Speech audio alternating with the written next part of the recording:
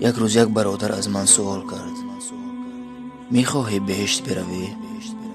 گفتم نه. گفت چرا؟ گفتم آنجا تنها جای مادران است.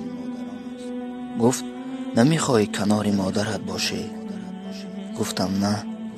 این دنیایش را از او گرفتم، جوانی و روزهای خوبش را برایم گذاشت، پیر شد تا جوان باشم، رنج کشید تا من بخندم و کهنه پوشید تا من نو پوشم، گرسنه خوابید تا من حسرت چیزی را نخورم.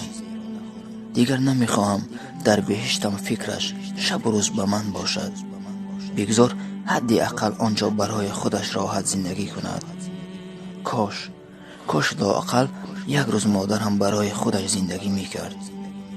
کاش.